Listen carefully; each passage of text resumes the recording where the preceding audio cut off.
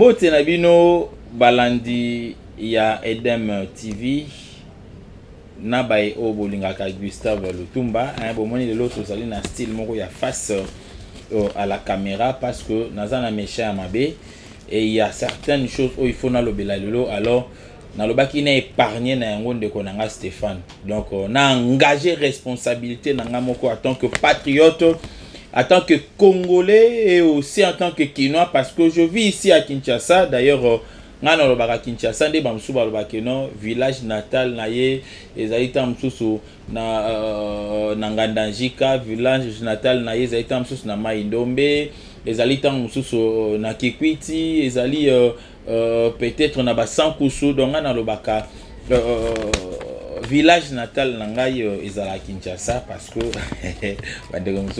oui c'est vrai parce que je suis né à Kinshasa. Donc na lingi juste na parce que non na rolobalelo en tant que Congolais mais particulièrement en tant que Kinois parce que makambo ezosala na Kinshasa ezali ko pesa kanda na ndenge moko ya kosakana te. Donc le premier point autre pour aborder lelo nabino, qui sont les vrais responsables de catastrophes que nous venons de connaître après la pluie diluvienne? Qui sont les vrais responsables? Parce que le lot, namoni batu mususu bakomi kolinga kobwa ke la baninga baber azwa bera o ngaite tokoyeba yango lelo awa et ceux qui ont ressenti que nos responsabilités ne allaient revenir et pas na yo et que tu n'as pas été prudent na bela bato bakufi au-delà de 140 personnes papa kanga bisaka na yo moko kende avant to yindi sela yo. Et le deuxième point, nous allons essayer au moins de toucher disons de parler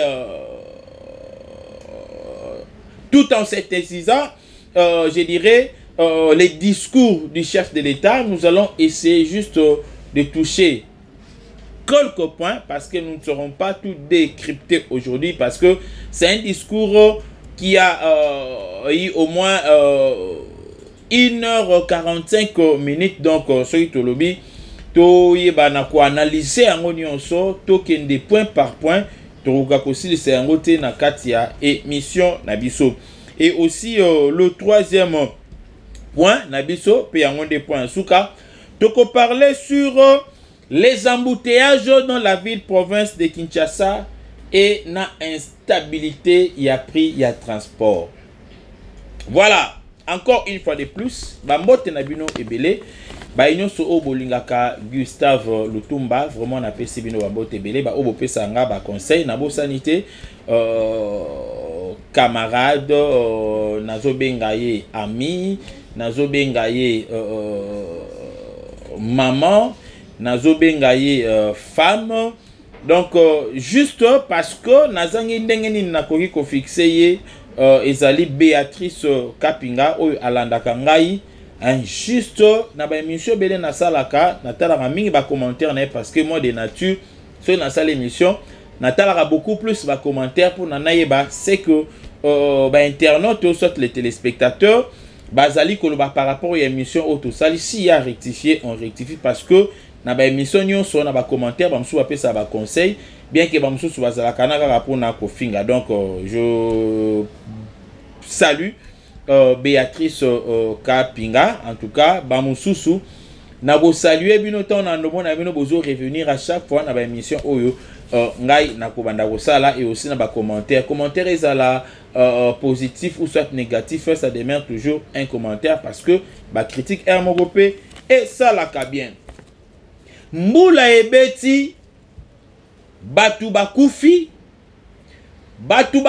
kaka te parce que mbula ebeti parce que mbula ebetaka na yango na mboka na biso mais batu baye kokufa pourquoi parce que je crois c'était avant dernier conseil de ministre oyo uti koleka ou soit deux conseils de ministre avant le dernier conseil des ministres au chef de l'État ou tel que ça là. Le chef de l'État a parlé qui sur l'assainissement de la ville province de Kinshasa et cette fois-là il avait dit que ce qui ville ezozalaka inondé c'est parce que politique et assainissement ezali malamu te. Et je crois Mboula Nebeta qui m'a débordé, qui, je ne sais pas s'il y avait eu des morts, mais bien qu'il y avait eu aussi de catastrophes. Mais il s'est fait qu'après cette réunion, après ce conseil des ministres, le ministre Guissaro, il y a ITPR, Guissaro, Alobaki, je crois, les cas qui na chaîne mon copé, il y a radio, il y a un cannabis parce que Nalanda qui est na carte, il y a voiture, na carte taxi. Alobiko, dans 2 jours, Tozo Banda, Kosala ba curage, na ville province de Kinshasa, Tozo débouché ba caniveau nyonso, parce que boyebi, na ba route principale nyonso et sengaka caniveau ezala, oto bengaka biso na lingala momesano terrasse, pona évacuer akaba mai nyonso ezali kokoya. Ezala na ba milliers o ezali urbanisé tout comme ezali urbanisé te.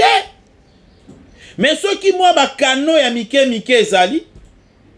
ezali très bien entretenu et ça la que maiwana eleka et kende ko boaka na ba collecteur et boaka yango na ba rivière et mema yango bisika oyo yango ekendaka.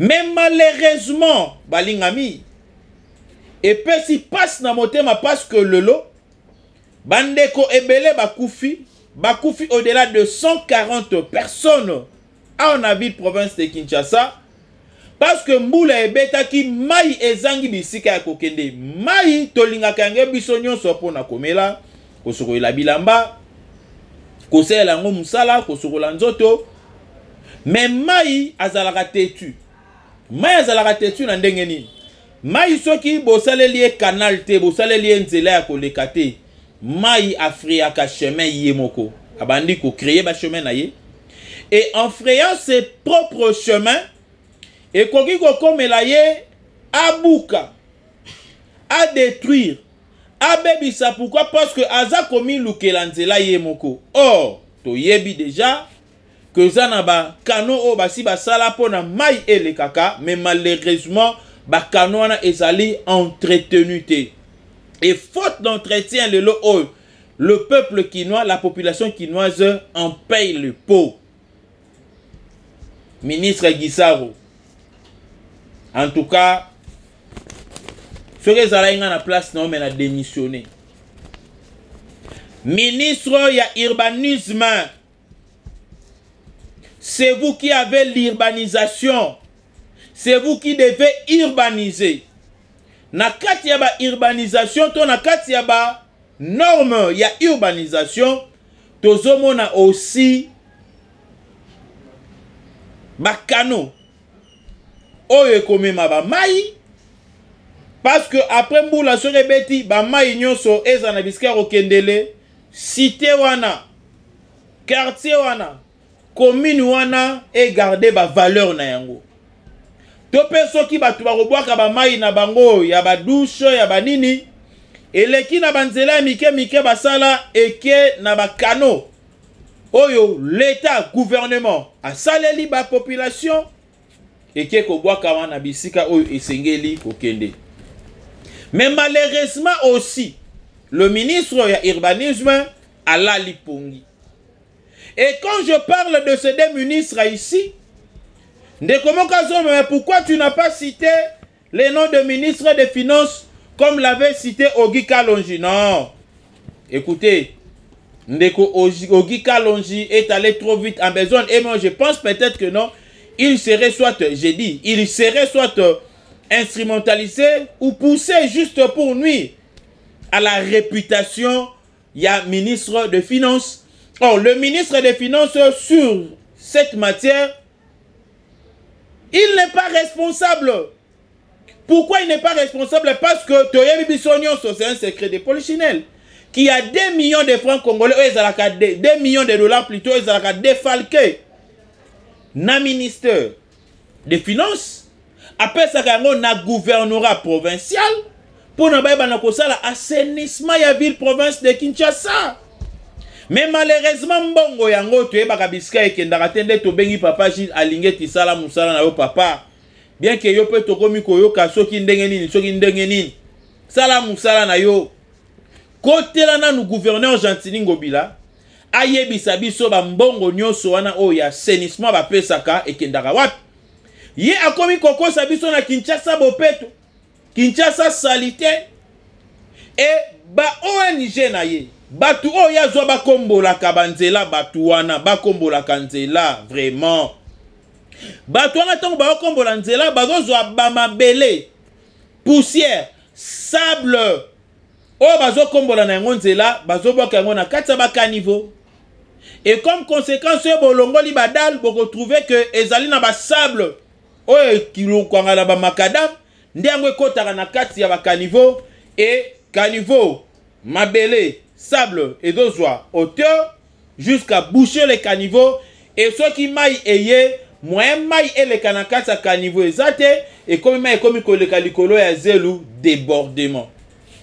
Yaka na Wileri mawa plein et salinga pasi nazomona ndenge mituka mususu bakomi kobenda yango mituka bato baby likolo ya Gentini Ngobila mbula oyo ebeti to parler na ba fin fonte to parler na kati ya ba cité te, mais to zwana nuka kaleza ba route principale, ba voie principale to zwara yango ba voie principale.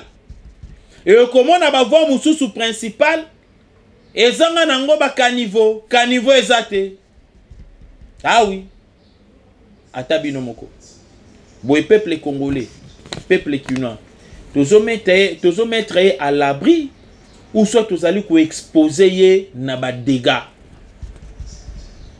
Gentini Ngobila mbaka Kinshasa bopeto elaki biso awa ezali a cause la biso ba jet de lumière otie la biso na balabala kokende kosombela biso ba minda oyo to ebite so za minda ba 4e qualité ya ba 5e qualité ya Chine minda eza so le peli lobe pelite après lobi kuno mona minda ekufi na yango mena zo ebate expertise ezate na kati ya cabinet na yo Gentini Ngobila mbaka mona yumbi et omoni lelo oyo ngana boyaka yo banda kala nazo ba pression mususu na kati ya batu mususu ya parti.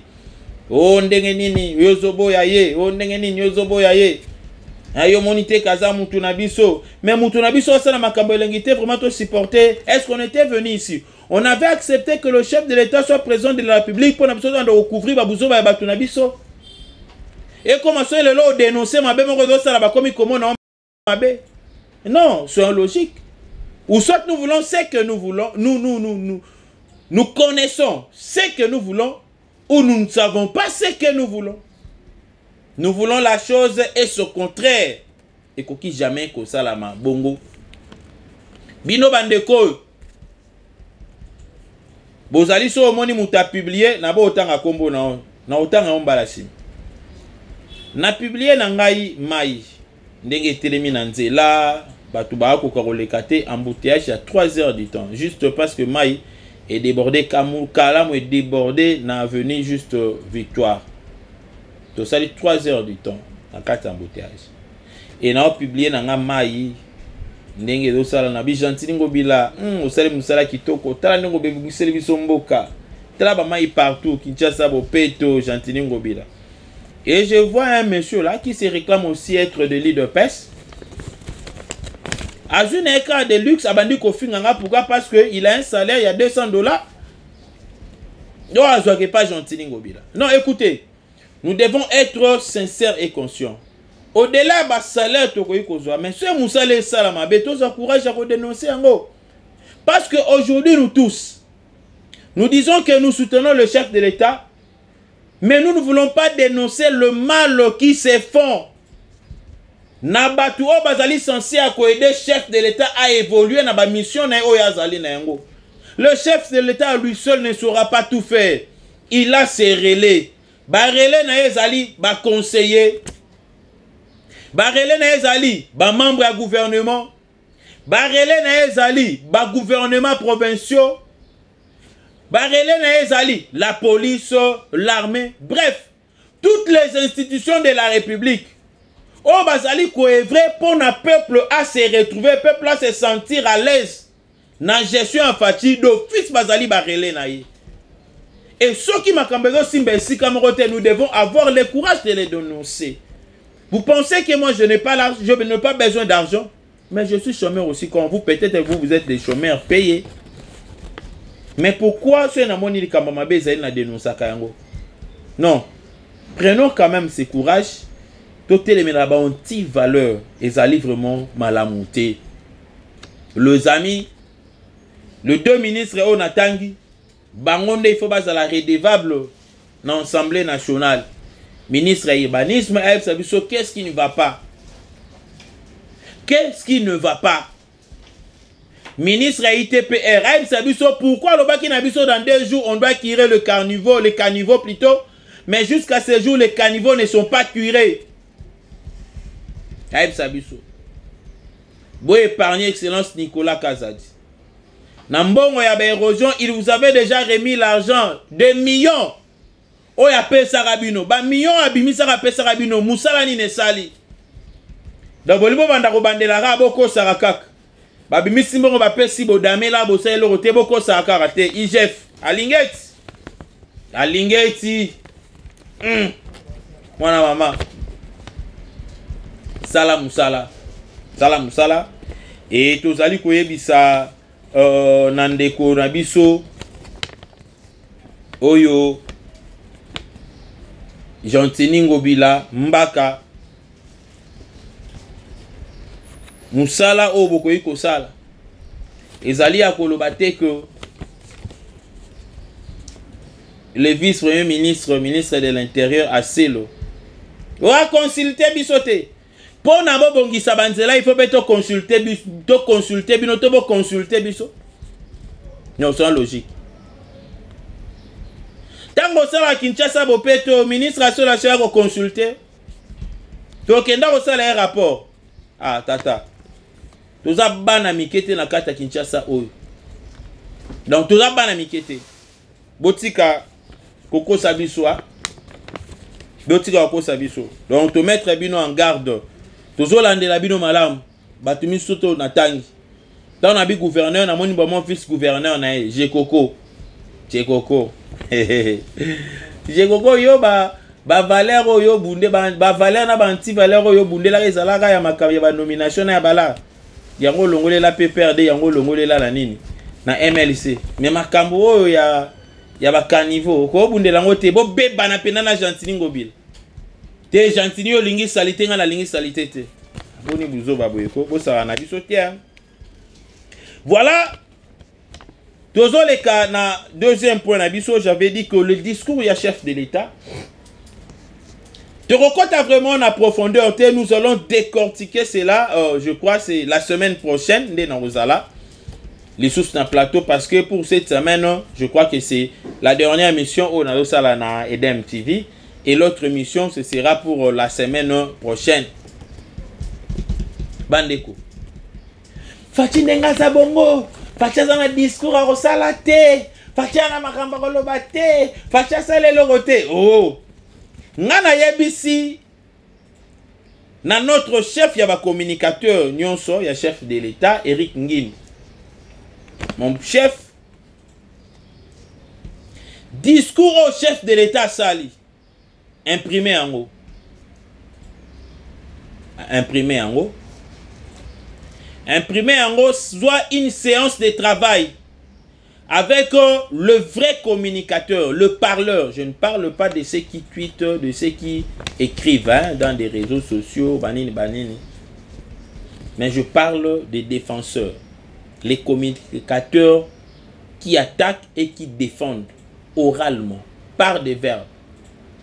Oh bah les gars na télévision, oh bah les caca. Na radio, oh bah les kaka na ba YouTube qui parle et qui participe aussi na ba émission à débat parce que nos adversaires disaient que le chef de l'État n'aura pas un discours à présenter et moi d'ailleurs je leur dirais que s'il faudrait attendre en 2023 que le chef de l'État nous fasse les bilans, il a fait déjà son bilan.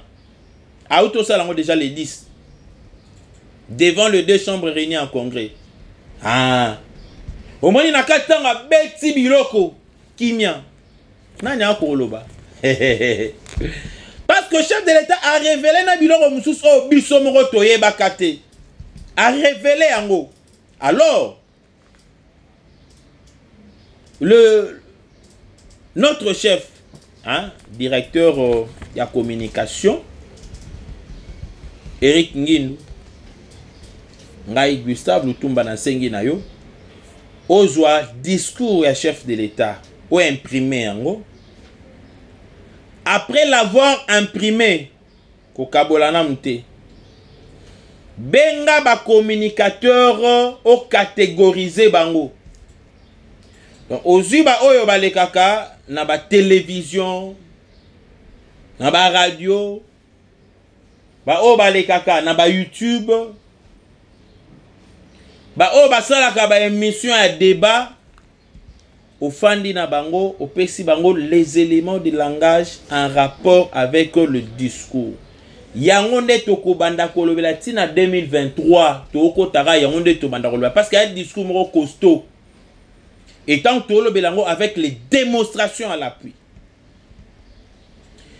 Soro sili siwana aux deuxième catégorie, ya batu oyo batuitaka.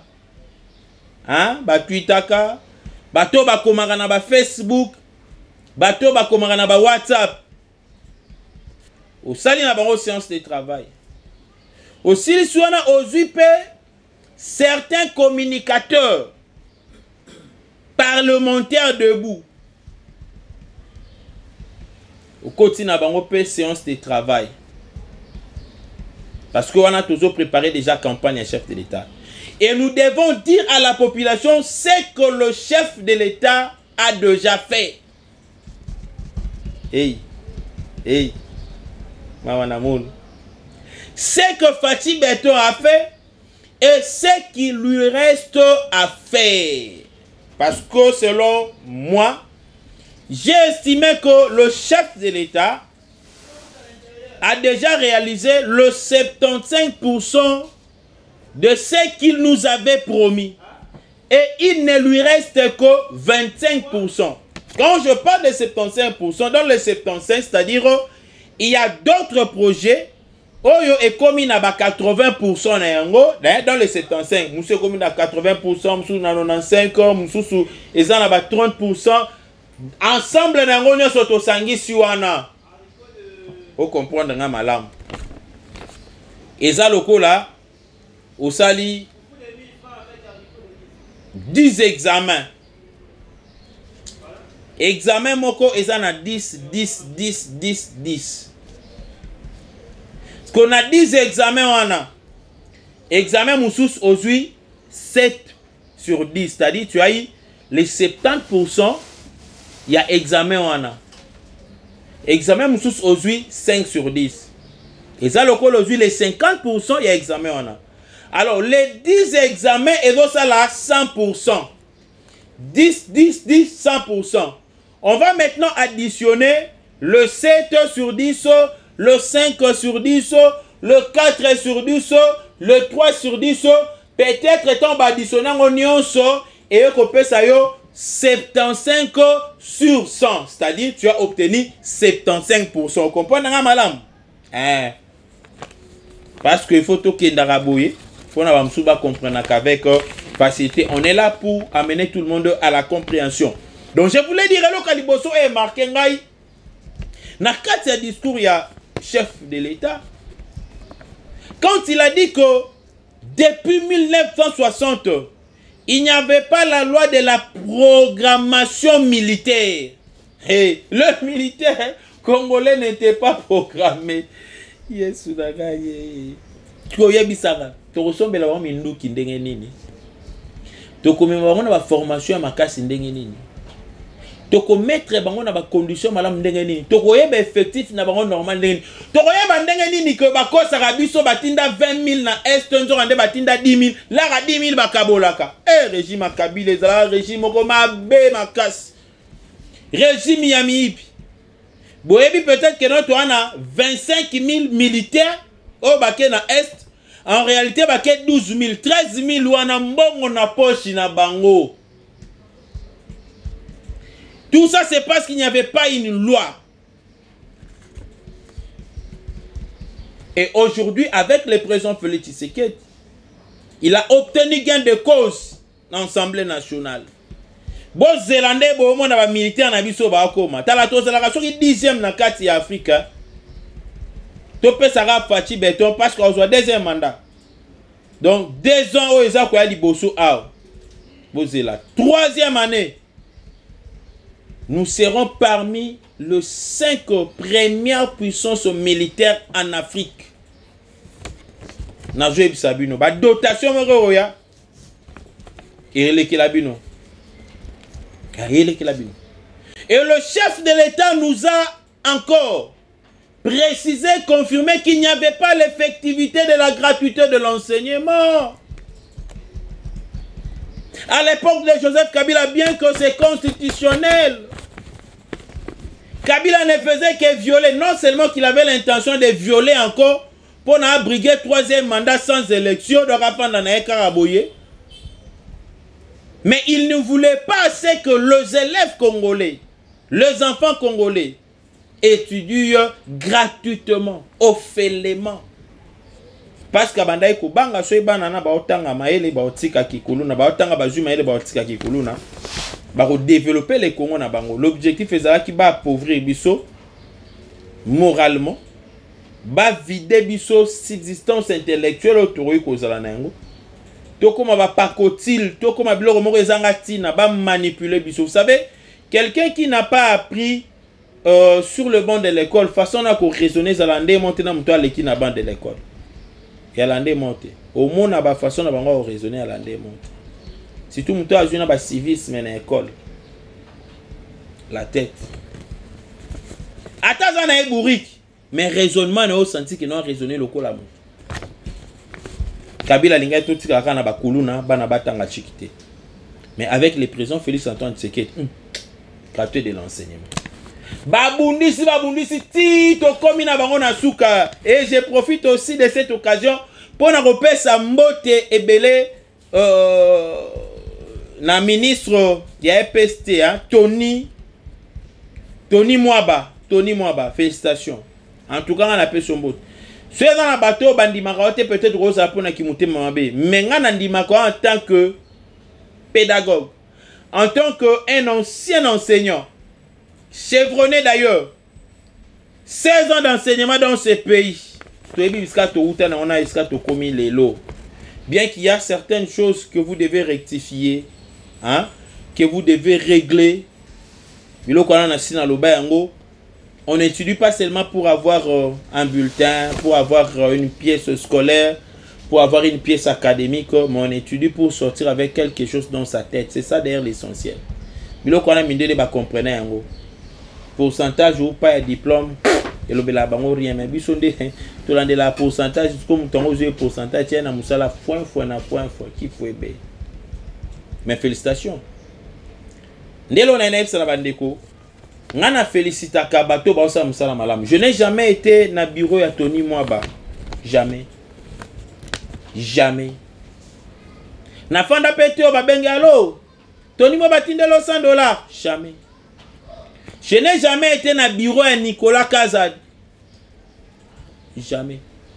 Ça je vous l'ai dit. Na presara muto asala musala na malam. So sali musala malam, on t'apprécie. Je n'ai jamais été dans le bureau, il y a maman F. Bazaïba. D'ailleurs, je n'ai même pas son numéro de téléphone. Mais Moussa Laosa, je n'ai jamais été en contact avec Guy Luando. Je n'ai jamais été en contact avec le vieux Chibanda, Gilbert Chibanda. Non, c'est logique. Ça, la Moussa Laosa, c'est quoi? Tout le bané.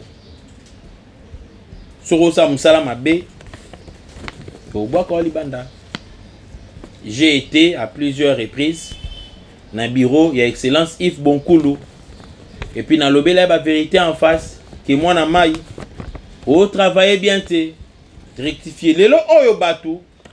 Pour na base de courage, kolinga mutezali ko ebise que non a yo sala mabe. C'est ça l'amour.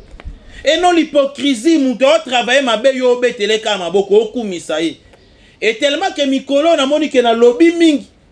Na senti quand même que non comme Mikolo ça la ba mouvement. Ah, félicitations hein, Yves Boncool. Mais ozoko makate.